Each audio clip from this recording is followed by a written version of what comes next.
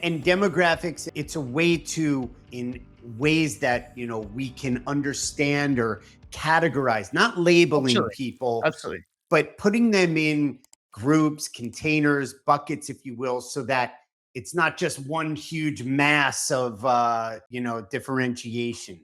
It's true. But you know what? It does involve a lot of labeling. And therein is one of the problems with this stuff. If you start looking at groups of people demographically and say, listen, my audience is 73% female.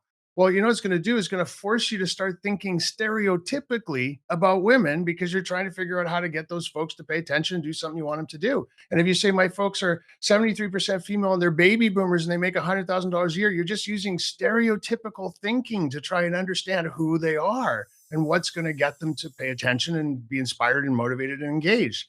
And this is one of the key reasons why we went and invented value graphics and have done this global research project is to combat that problem. Because guess what? People who are the same age, income, gender, marital status, they're not the same as each other. It's a terrible way to try and understand who people really are on the inside. It's a great way to look at them on the outside. I always end up reaching for my reading glasses, which aren't here at the moment, but let's pretend I'm holding them in my hands. So reading glasses are demographically, there's a reality around who's going to buy a pair of reading glasses. It's just a fact. It's not selling to 17-year-olds. And let's say you got reading glasses made out of platinum with diamonds. They're Elton John's reading glasses. They're going to sell to a certain demographic around income. And if they're really big, they're maybe made for a man's face. So income, gender, and age are absolutely relevant.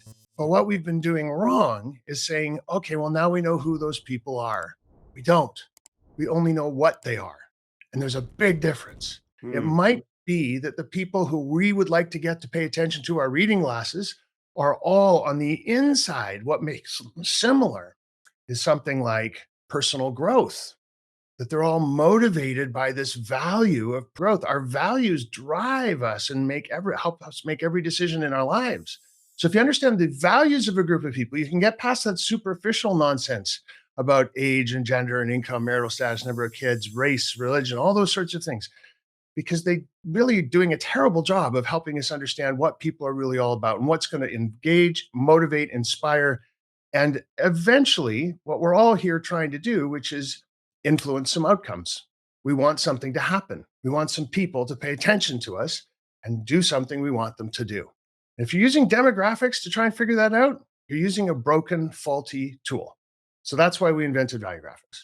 I know value graphics is on its own, it's unique and it's its own idea, but it sounds like it's built upon what the tool of demographics was, and that this could be another iteration or the 2.0 or a deeper understanding of, because like you said, those are valuable things, this demographics, but it's not the whole picture.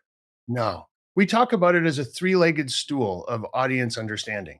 So if we all agree that what we're here to do is try and get some people to do something, we need to understand them. And to understand them, there's three ways we can look at them. One, demographically, still necessary. Think about it like just putting a fence around a group of people and saying, would you say that that's just a basic orientation or a mapping of yeah, it's just a demographic truth, right? Gender, income, marital status, number of kids. It's stuff you can measure. It's stuff you can see it. And it can be important, like the reading glasses example. Then the second leg of the three-legged stool is this catch-all phrase called psychographics.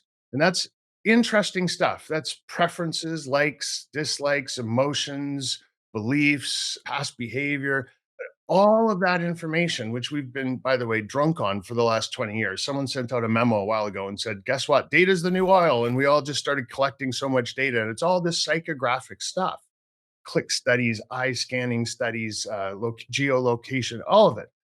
It all comes from the past because we know it. As soon as we write it down on a piece of paper, that means it's happened. Even if it was 10 seconds ago on a website and it's a click study, it happened, it's over. And so that's, if we're trying to get people to do something next, it's like driving the car by looking in the rearview mirror. You might get there, but what you really want to do is look out the windshield, right? You want to see where you're going and where these people are headed next. And since our values in a very neurological way drive every decision we make, if you know what a group of people's values are, you get the value graphics leg on the three-legged stool. So demographics describe psychographics as a record, what they've done so far, and value graphics to influence what they're going to do next. All three, you got to have them.